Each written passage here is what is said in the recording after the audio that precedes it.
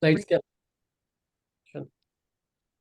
Hari Om everyone. Today let's contemplate on Shloka number 4.9 from Jnana Karma Sanyasa Yoga. Janma karma cha me divyam evam yo vetti tattvataḥ tyaktvā deham punar janma naiti evaṁ eti Arjuna. Those who understand the divine nature of my birth and activities, O Arjun, upon leaving the body, do not have to take birth again, but come to my eternal abode. Janma, birth, karma, activities, cha, and me of mine, divyam, divine, evam, thus, ya, who, vetti, no, tattvataḥ, in truth, tyaktvā, having abandoned, deham, the body, punaḥ, again, janma, birth, na, never, yeti, takes, mam, to me, eti, comes, sa, he, Arjuna, Arjun. Over to you, Sarvananji.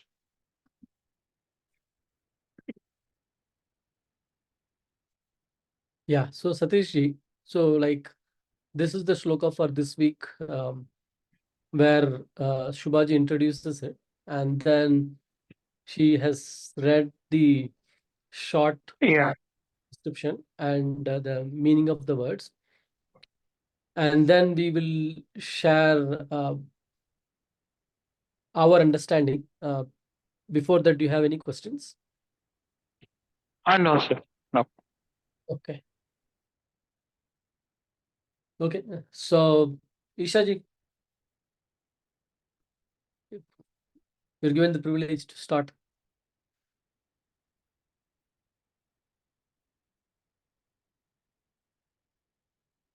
Can you hear us, Ishaji?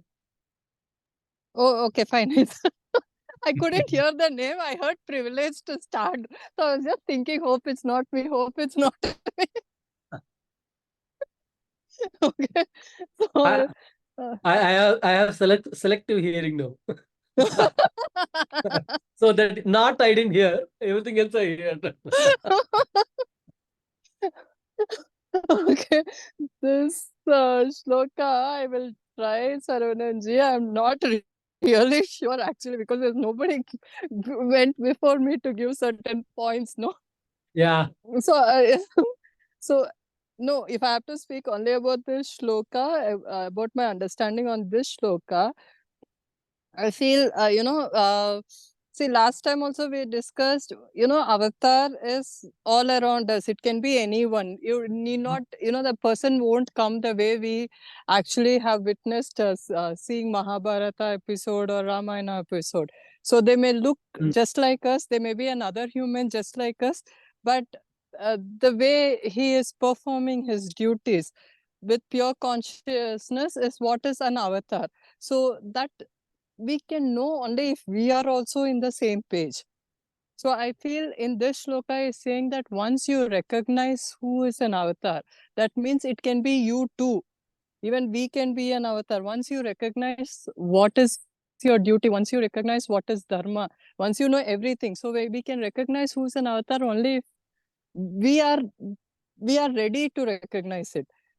Once you're ready to recognize an avatar, once you know who is it, once you understand what is dharma, I feel the shloka says that there is no more coming to the earth. There's no more birth and death cycle for a person like that. That thing from your head will be lost. That, next birth I will carry on, or, the karma, what we spoke about, everything nullifies. So there is nothing in that cycle for us.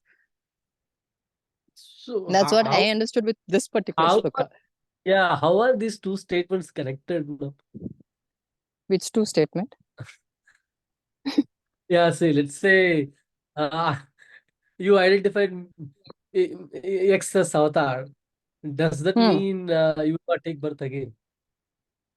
If I can recognize, see, for an example, an avatar is somebody who's like doing things as per dharma, right? Who's what do you say, that there is nothing selfless service, or whoever is doing whatever is doing, like so many examples which we told, including not that because I recognize Modi, I won't have birth and thing like See, that. You know, that's there why are I'm so asking. many. How are you sure that, let's say you recognize X as the avatar? How are you sure that you will not take birth It, again? it's all, I don't, personally, if you ask me, I really don't mind having another birth in this superb country of ours. I personally don't mind, but yeah, but having said that, I feel that, if I'm able to recognize somebody's good work or somebody's goodwill, that means I should be, if I can understand and I can relate to that, I should also be able to follow the same thing. Usually you recognize, for everybody, including me, I am perfect. So if I'm saying somebody is perfect, that means I'm mirroring his image. So when I feel if I'm mirroring somebody's avatar's image, that is when there is the cycle of birth and death is no longer applicable to that person. Even in Dvaitam, where there is, he is Paramatma and I am the Dasa, right? The way they see, does that mean like the moment they see, they are not going to get birth? Sarvananji, I Yeah. lost you in the beginning. Yeah, so what I'm saying is, even with those who follow Dvaitam, where they say that he's Paramatma and I am this small jiva, okay, and I I will be a sincere devotee, but I can never be him, right? That's how it's seen, right? Will they not? Yeah. Will they not get I birth think again? I feel so. I personally, I feel so. Because If you I just can said recognize you it, have to be at that level to see someone see as the level of, yeah, you have to see now. When I see somebody, now if I see, for example, if I have to give, if just for an example's sake, if you take our prime minister itself, now I cannot be his level, right? I cannot be a prime minister. So yeah. I'm not, in every point, I cannot be his level, in the sense that you cannot draw graph saying this is matching, this is matching, this is matching. Maybe his duty, or maybe there are so many things which he does. If I'm able to match that, is what. So if I'm having a Paramatma as a guru, or if I'm taking anybody as guru, if I'm able to do his teaching according to where I am, like what I am today, in my way of life, if I'm able to apply his teaching and follow his teaching, which suits my lifestyle of, my present birth as Isha. So then I think that is when I feel that, that uh, the cycle ends. Most of the time we do things, I do things saying that it is okay. This is allowed in my job, or this is, I'm after all a human, right? It's okay. So when there is no okay and you follow certain principles straight, then I feel, that uh, when you have, it's like eating the entire meal. After that, there is nothing to eat, means obviously you won't eat when your tummy is full. Like that, I feel if you have finished everything, what you're supposed to do in a proper dharmic way, whatever suits each one's lifestyle, I feel then only our that cycle of life and death ends. Is it again? Are you saying this because Krishna said here, or do you Krishna see? said, Yeah. no, Sarvananji, I myself believe that, uh, as long as desires are there, when there's Uh-huh. so much of desires are there, then how will Uh-huh. you come out of that cycle? Uh-huh. Uh-huh. It's all, I think Vijayji only shared, that it's all in mind, life, death, and all. I don't know, where did I read that um, Mm-hmm. post? So if it's in my mind, then obviously I have so much of work to do, right? So what Irrespective of so what puts put an end to those desires then? that is recognizing of oneself. You are much more than what you desire. You are much more than what you want and what you need. That will take for me personally, it is going to be a long journey. That's why I said I don't mind coming back. But yeah, but for me it is like that. But yeah, it's if you are asking me how to put desires, how to know that desire shouldn't exist, I really don't have an answer to that. Yeah, because if he said, he didn't say that once you understand in few births you will complete and you will not come back. He said like you do not have to take birth. That's it. He just made one statement. You need not. Yeah, you need not take, but that is on. That's why if you are Arjuna, even you won't get chance. You will also get that. But for us to become Arjuna, we have to be ready, right? Not every day you get to hear Bhagavad Gita from Krishna. Only one day Arjuna also got. Though Arjun is being known to Krishna from birth. So when we are also that ready mentally and to take up all the... Why do you say that you are not ready as Arjuna? It all depends on, we started with that sloka, right? He was confused. Yeah, I'm confused. I feel that, teaching, if you are asking me, I feel right now, there's so much of, as I said, I have so much of things to do, I feel, rather than... You want to do a lot of things.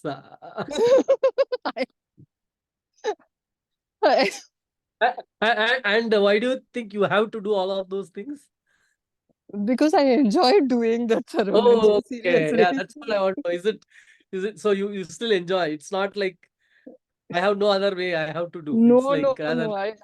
I thoroughly enjoy so much of work which I want to do and I'm still doing. So I feel, that is why personally I say I really don't mind, because I still want to explore so much of human qualities before I take moksha. But yeah. Unless Isha ji is like thoroughly enjoying and and anyway, and that was one of the reasons we saw as the reason for the Srishti and how all the creatures came, where like it says Brahman wanted to go figure out what all he can do. Okay.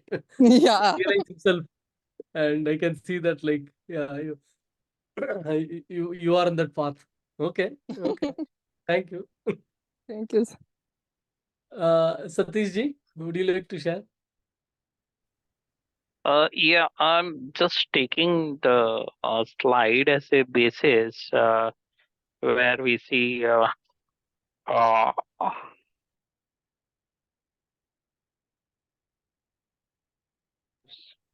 uh, and everything into consideration, like how one is contained in the other, and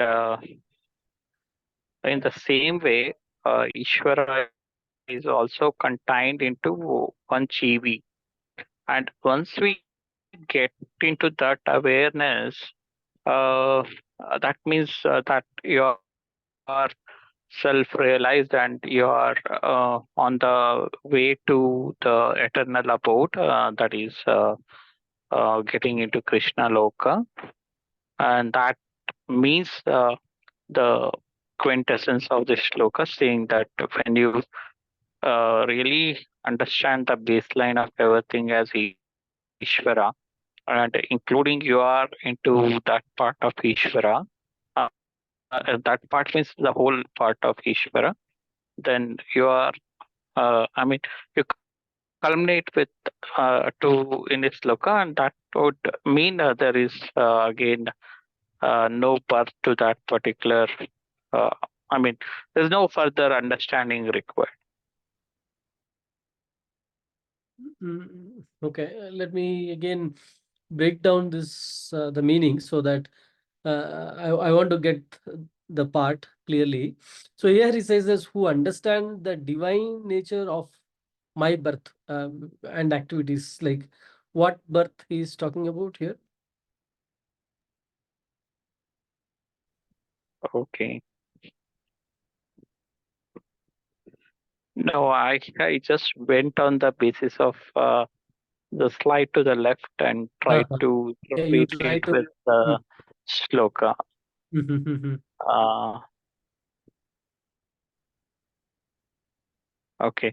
So the very nature of my birth and here maybe it is related to the uh, outset of why the Lord himself came down as avatar.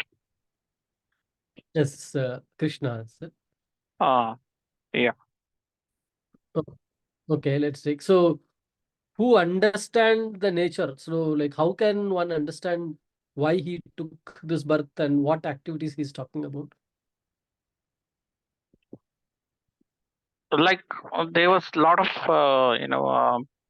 commotion. I mean, if you have to go with the the story part, I mean, there was a lot of disturbance, a lot of evilness, a lot of disorder, unlawful things happening, and to correct and rectify that, the Lord took birth, and those activities, those leelas are related here.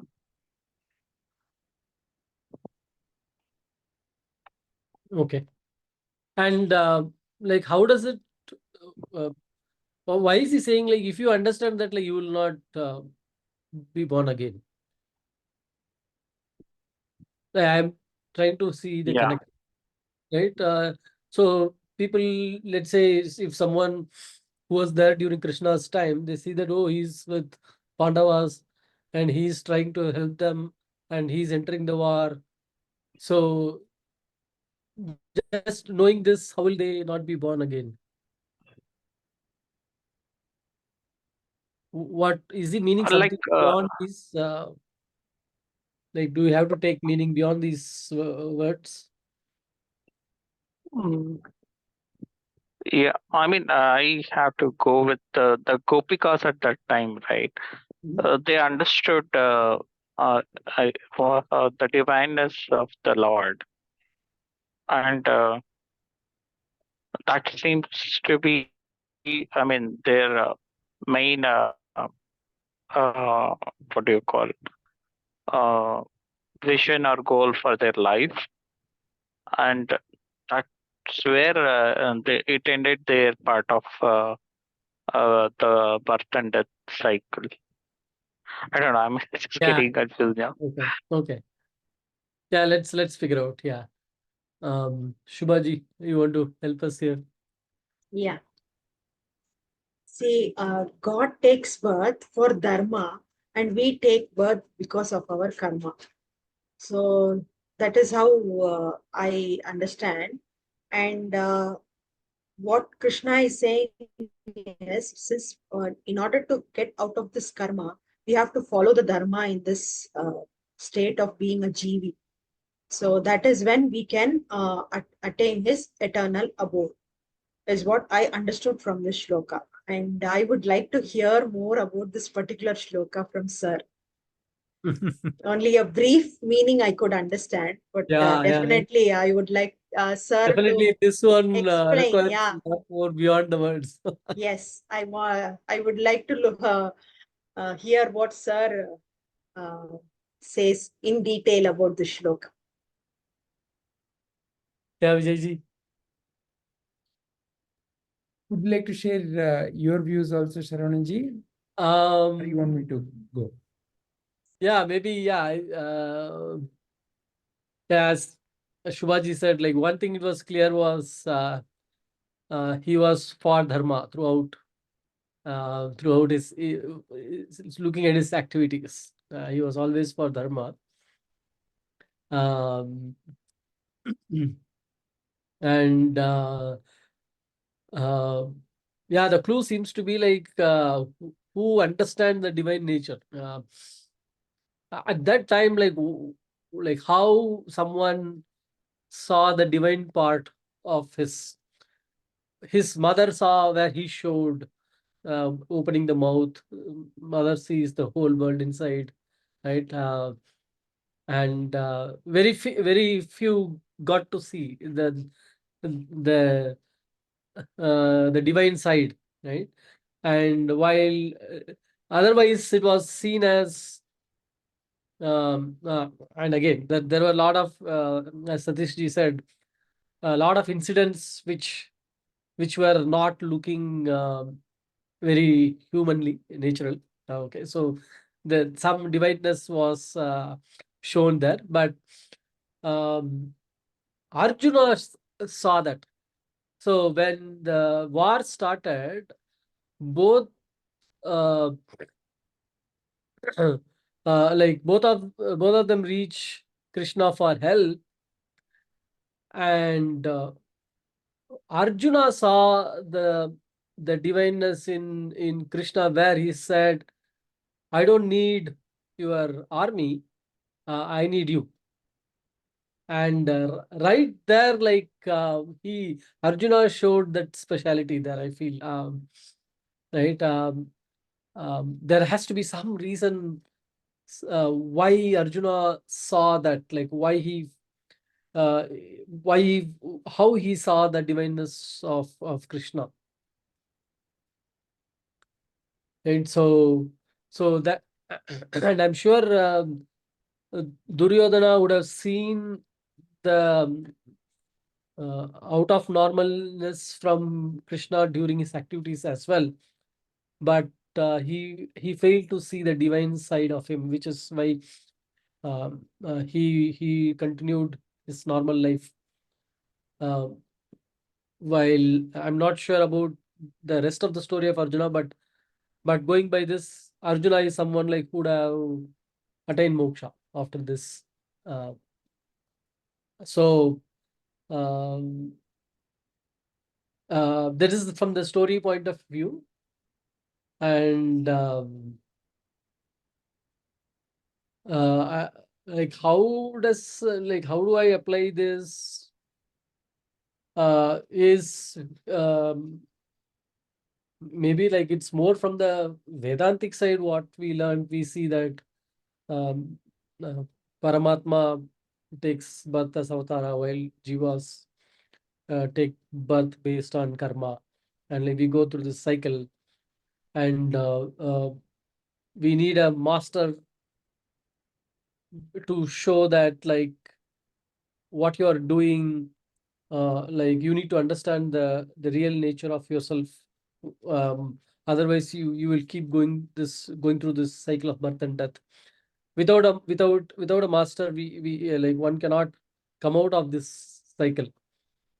Right, you keep doing karma, and you face the consequences and keep doing karma and continue. Right, and uh,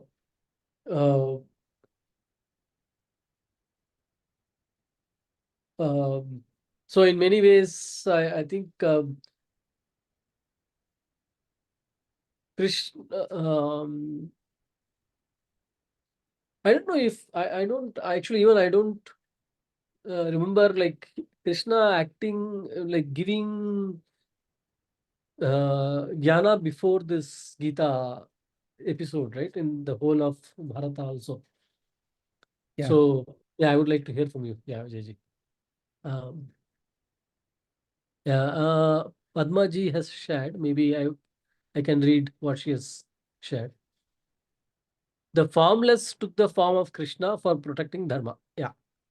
Similarly, there is a divine within us which is beyond the name and form that we operate in this world. When one understands the divinity within, our karmas take a different meaning of service and act in a dharmic way only. When one understands the divinity within. Yeah. Okay. Yeah. So Okay. let's begin first by understanding what is meant by divine nature. What do you and I call as divine in life? Something that seems to be universal, something that seems to be acceptable, something that seems to be inclusive. Mm. So, for example, we would say love is a divine quality, kindness is a divine quality, awareness is a divine quality, to forgive someone is a divine quality, to stand up to protect the weak is a divine quality. Mm. So, like that, divine quality Mhm. means something that usually we see with regards to Mm.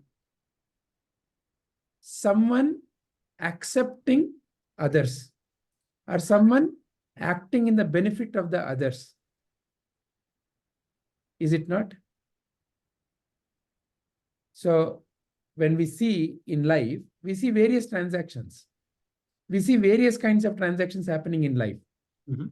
Someone goes to let's say a beggar, gives some money.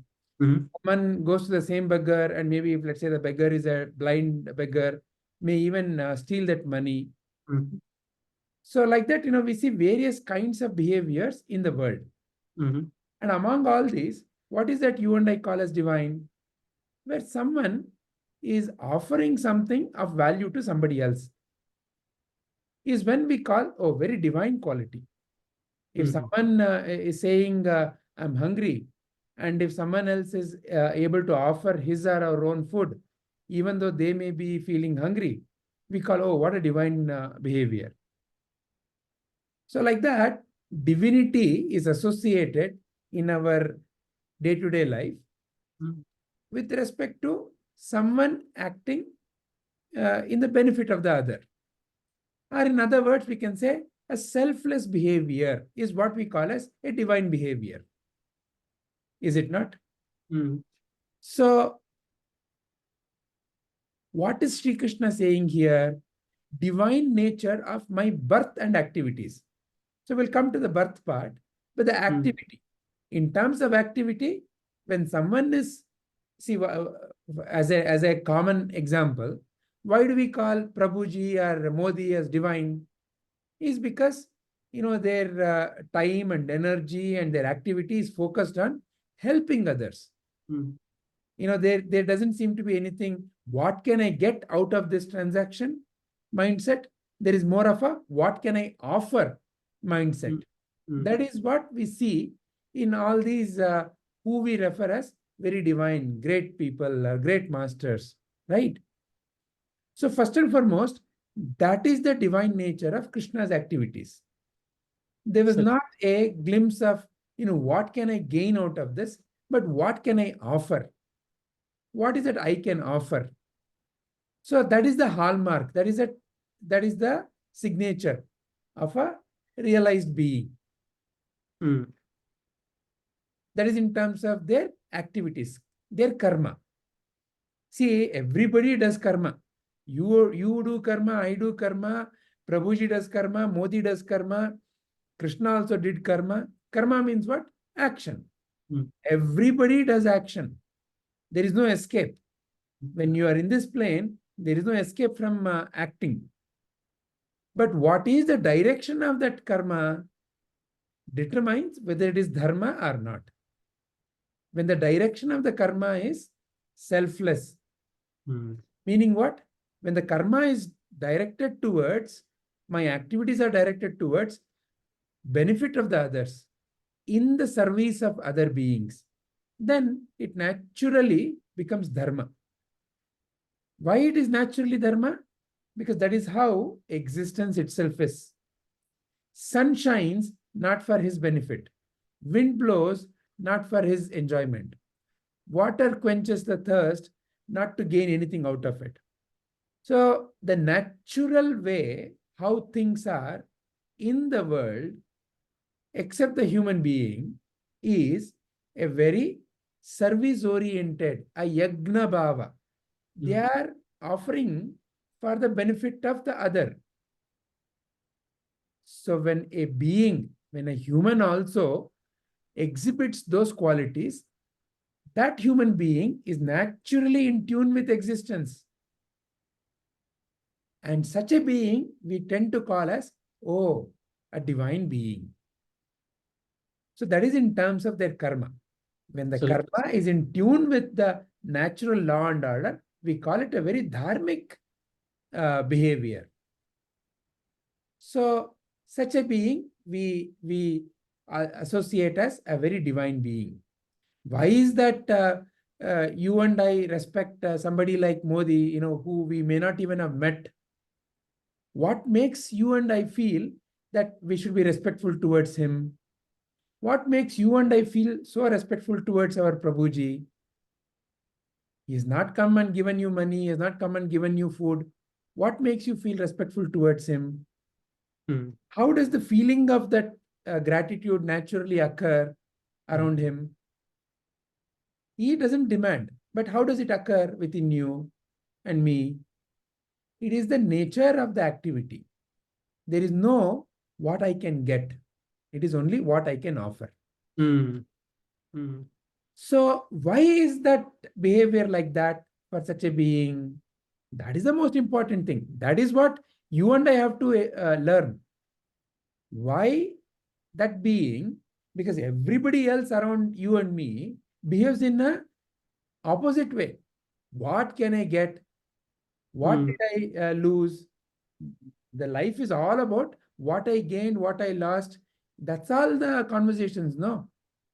Most often, most people around you and me are all about, did I get an increment? How could the other person get such an increment? So I deserve more. I have done so much of work. So it is all about winning and losing, gaining and what I lost. Whereas the behavior of these great masters seem to be quite opposite. Least concerned about what I get, but most concerned about what I'm offering. So what is the secret of that is the most important thing that you and I have to recognize first. Why is that a great master is constantly living and talking about service? Why service is the natural attitude of a great master? Because service, when you notice seva, when you notice the word seva, what it means is there is no what I can get. The me part is missing in that. Seva means offering. So when you notice the various elements in this nature, they also seem to be tuned to that way of living. And you and I also experience that in some situations, such as a mother, your very attitude is how I can take care of my child. You're willing to give up even many a times the food that you are eating, your own sleep, and especially when giving birth, even your own body, you may even die. So there's a tremendous energy as a mother that one feels towards their child in nourishing, protecting, safekeeping, whatever the child requires to offer. Similarly, as a father, you feel that towards your family, you're so protective. You are willing to work and earn for the benefit of everybody in the family. So the feeling of service seems to be naturally there.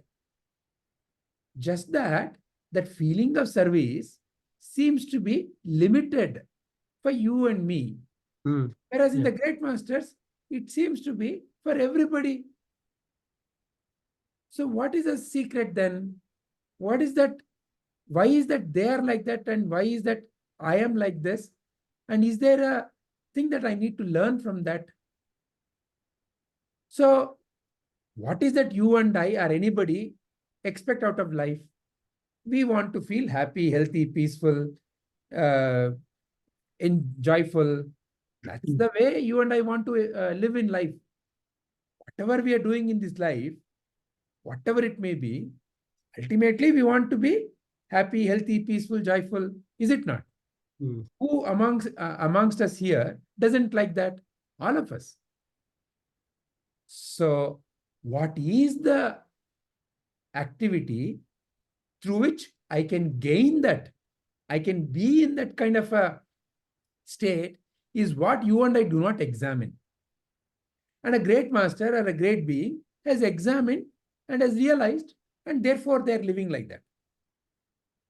Most people seem to think that I have to get something out of life.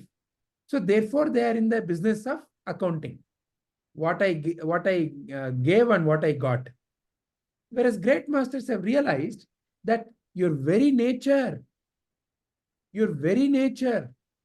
is whatever those divine qualities and whatever that you want out of life, which is happiness, health, peace.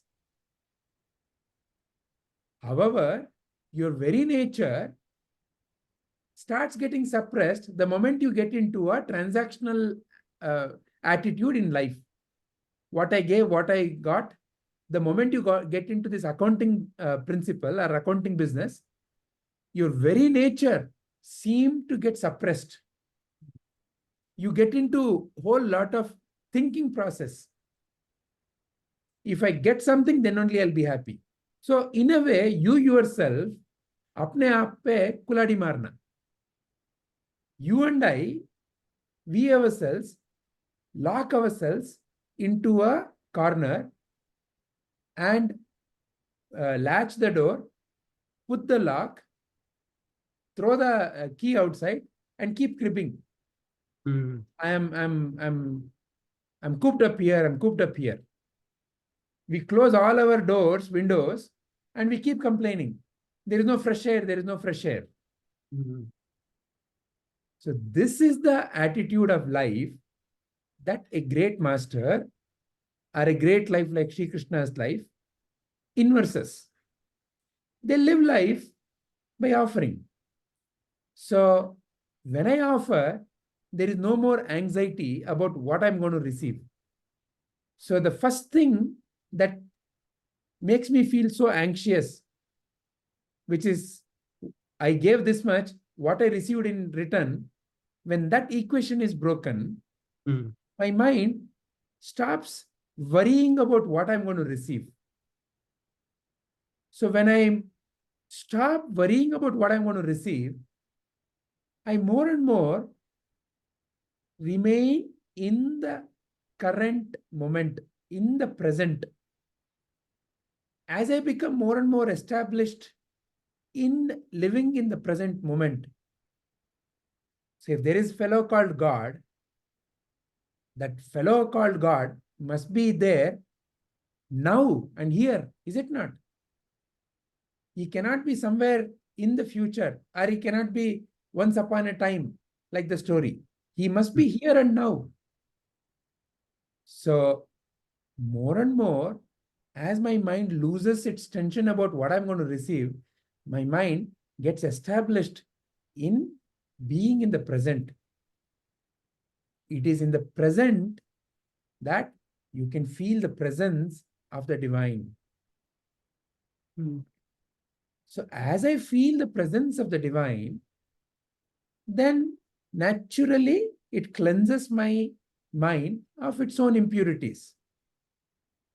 So when Sri Krishna says, you will reach my eternal abode, his eternal abode is here and now. It is not something that I will, one day after doing this, I will reach. His eternal abode is here and now. That is the secret. And the key, the secret key to open his eternal abode is a life led in the attitude of service. When the life is led in the attitude of service, it opens the key to that eternal abode. And you get established in that eternal abode. And in that eternal abode, you can realize that you are none other than that divine only. And when that realization is complete within you, where is the question of birth and death for you? No more desires. Because once when you enter the here and now, life is all about here and now only. Life is only here and now. This here and now is moving to the next here and now, or it seems to be moving to the next here and now. It's here and now only. The question of birth and death is only when I live in my mind through my past and future. Because in my past, that I have a memory of taking birth. It is in my future that I want some other way of life. So it is only in my past and future that I have the anxiety of birth and death. In the here and now, where is birth and death? So Sri Krishna is saying, realize the mystical and the divine nature of your own existence is what Sri Krishna is actually calling out here. By saying, realize my birth and activities, he is asking you and me to compare and contrast. Okay, what is the difference between Krishna and me? What is the activity of Krishna? Seva. So how am I living? Am I living a life of service? Am I living a life of gratitude? What did I do today in the benefit of the others? So realize that secret of Krishna, seva. Seva paramo dharmaha. My birth, which essentially means it's eternal. There is no birth as such. There is no death as such. Only in my mind's past and future and comparison attitude of my mind, I have this birth and death. So when I get established in the present, it means I am in the presence only.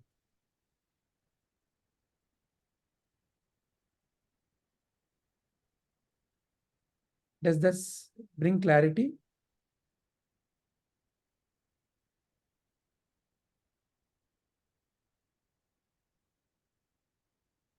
Leaving the body means what? Leaving the deha bhava. That I am a body, I am somebody. Drop that identity. Drop the identity that I am somebody. Realize you are that eternal. So as that eternal being, you are birthless, deathless. Yeah, leaving the body, you need to leave that. You can only leave Understand the that ignorance that I am the body. I am the body. Yeah.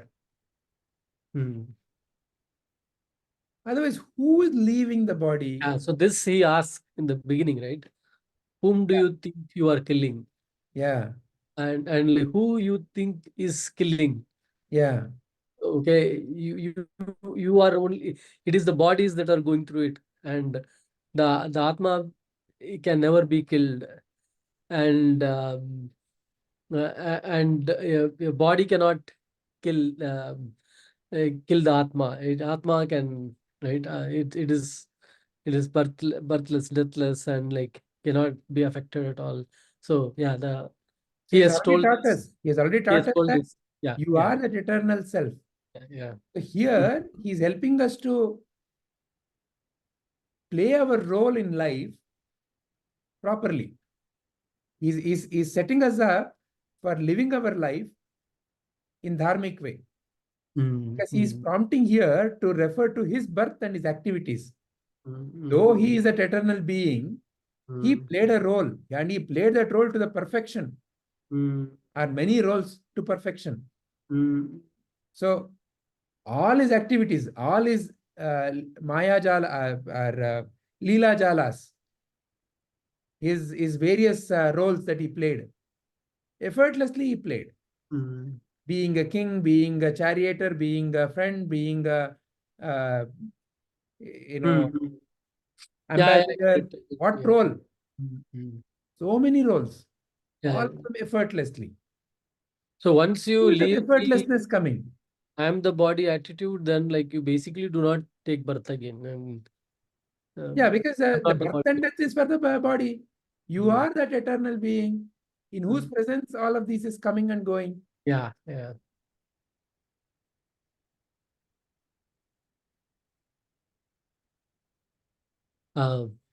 Others, Isha ji, Satish ji,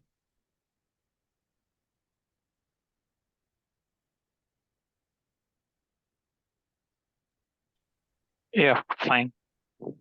any questions on the explanation? Yeah, this one you have to go beyond. You have to go a little bit deeper too. A bit, yeah. Yeah. I don't know if you have since you said you are associated for 2-3 years, right? You would have heard Yeah. this, not this body mind. Yeah. Yeah. So it's connected to that. Yeah. True. Yeah, good. And that's why that picture example is given there. Mm. So wave, ocean, and water. Mm. So what is wave? Wave can think, okay, I am a wave. Mm. And when it looks at other wave, it can think, okay, that is another wave. And then, it can get into, I'm a small wave, I'm a big wave, I'm a tsunami wave. All those things are a wave consciousness. Mm. But then what is really wave? When you ask that question and when you examine, what is wave? It is nothing but part of the ocean. Wave doesn't really exist by itself. Wave cannot exist by itself. Wave is part of the ocean. So wave doesn't have an independent existence. So it is ocean. Then when you ask the question, what is really ocean? What is really ocean? What is the essential nature of ocean? It's water. Nothing but water. So ocean, or river, or a glass of water, whatever you may be calling it as, the essence is nothing but water only. So like that, this analogy can be applied to you and me. When someone has a deha bhava, I am somebody. Mm. I am a man, I am a woman, I am that professional, I am this professional. I am an Indian, I am that nationality, I am this caste, I am this community. So like that, various kinds of deha bhavas are there. As long as there is a deha bhava means what? It's a limited identity. There is a boundary. I am, for example, if I associate myself as a Kannadiga, I can go and proudly say, I'm a Kannadiga. I'm a proud Kannadiga. So which means that if there is a Tamilian, I am not Tamilian. And I may even have a conflict. Because I'm a Kannadiga, if a Tamilian comes and says, Tamil is a better language, this Kannadiga will get upset. So the Kannadiga in me will then fight. So who is fighting? The Kannadiga in me is fighting. And why is he fighting? Because he assumed the identity called a Kannadiga. So when I assume any identity, I become a jivi. So who is a jivi? A jivi is someone who has a Limited identification with some ego. What is ego? Who I think I am. So therefore, the first teaching is to move from a jiva bhava or deha bhava to an inclusive identity. Ishvara, ocean, is an inclusive identity. Who is Ishvara? Ishvara is the creator of this entire universe. He is my father. So, in that sense, For you, for me, for that bird, for that animal, for that dog, for that river, for that mountain. Who is the ultimate? Ishvara. Just like how for all the waves, the container is the ocean. For all the beings, the container is Ishvara. So, Ishvara, you are the servant of the God. You are a amsha of that God. Helps to reduce my lower identity, the hold of my lower identity. Instead of saying I'm a Kannadiga, you know what is Modi ji saying? Garv se kaho tum Bharatiya ho. So he's shrinking the Kannadiga identity, the Tamilian identity, the Telugu identity, and he's creating a Bharatiya identity. Say that you are for the service of Ma Bharati. It is I am a Indian. But still in that, I'm not a Pakistani. I'm still not a Chinese.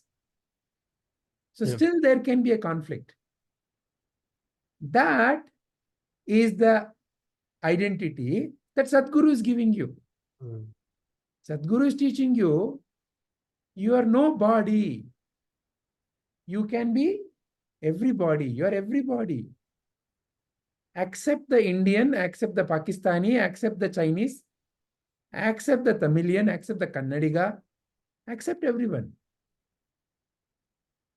Because if there is a fellow called God, he will not discriminate based on your skin, your gender, your nationality, your language, your eating habits.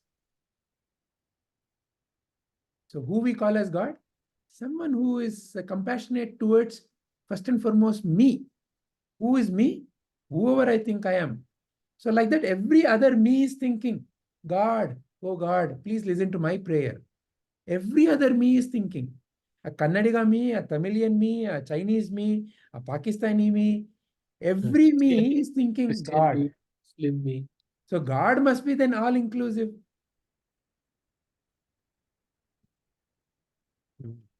So then, what is the essence of that God?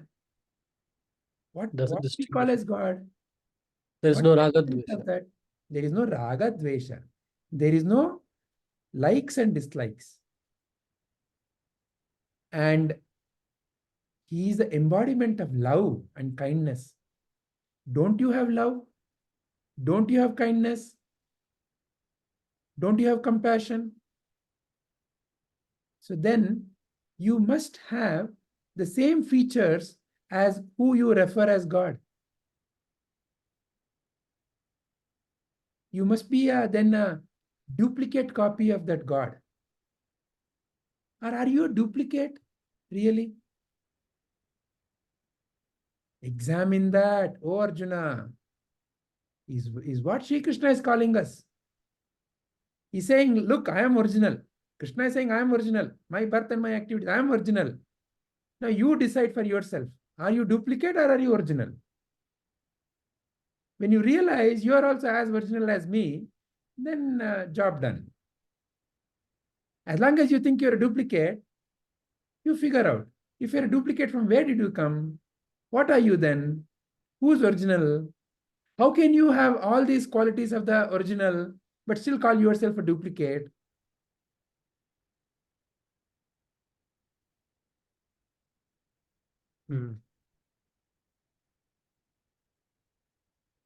Is this bringing clarity, Shubhaji? Yes, sir.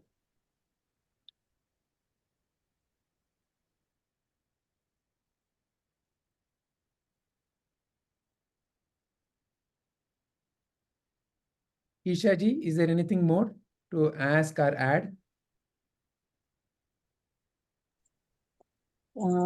So many things are there. So one, I think next class only.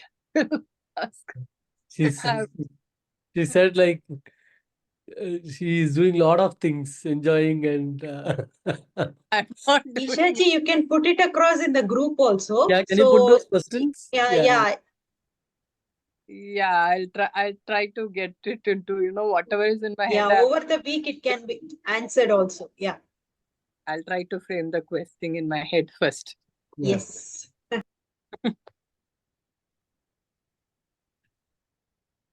So that the explanation should lead to then why do I still have desire? If Why do I still have desire? Because I have ignorance, I still have desire. no, so based on this explanation, now will that be still desires, or if they are like Your desires are for the fulfillment of everyone. everyone, There are no more selfish desire. selfish desires for me, for my family, kind of Because the world is your family. your family. So see, when you are a bachelor, you are okay to get 100 rupee pocket money. Now, as a married man with two children, you are able to earn that much more, and you are able to use that, right? And that much more, how did that capacity to earn that much more come into you? Because you assume the identity that I have to take care of my family. How did the mother in you get that power to not sleep at all for 18 hours, 20 hours, and only with 2 hours of sleep, and not eating enough food? From where did that energy come into you? Because you said, doesn't matter. I have to take care of this little one, and I have to give the best to this little one. Just that very feeling gave you all that energy. The uplifting feeling can expand you, or at the same time, a feeling that is small can shrink you down. Yeah.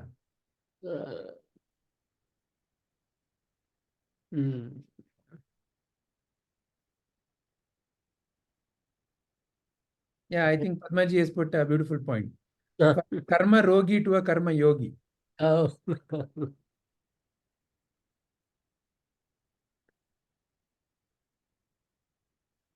Because all the great masters, their life is dedicated to service. So that is the first secret. If we realize and follow that secret, then the rest of the secrets naturally unfold. Because that is the doorway, that is the key to open this lock.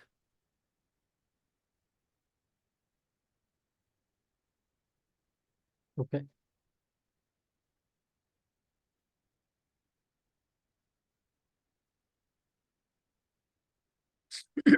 Yeah, in this slogan, there is a prescription given. Yeah. Understanding means, to live it. To live. The medicine is given now. Yeah. to be taken. Meaning to live by that.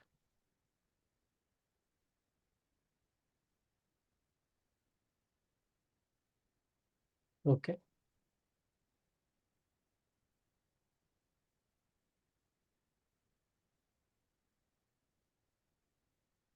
What a mysterious thing, no? It is here and now, and to be established in that here and now, you have to go everywhere else and come back. Because we have been given the power of going everywhere also.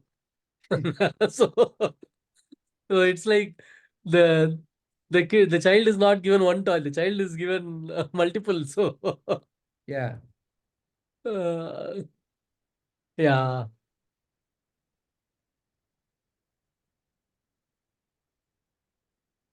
Shall we conclude? It kind of, I can relate this to that story of Ganesha and Muruga, where they were told to go around the world, and Muruga really goes around the world while Ganesha just stays there only around Parvati and Shiva. Here Yeah. and now, there, right there. Yeah.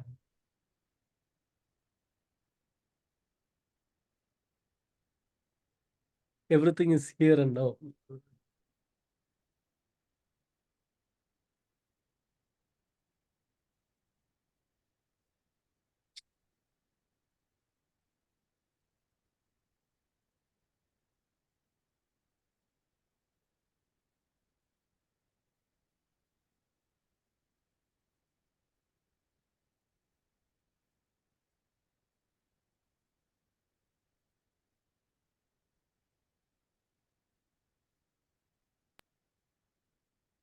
There are no more questions. We can go for the closing prayers. So we'll end the recording here. Hari Om.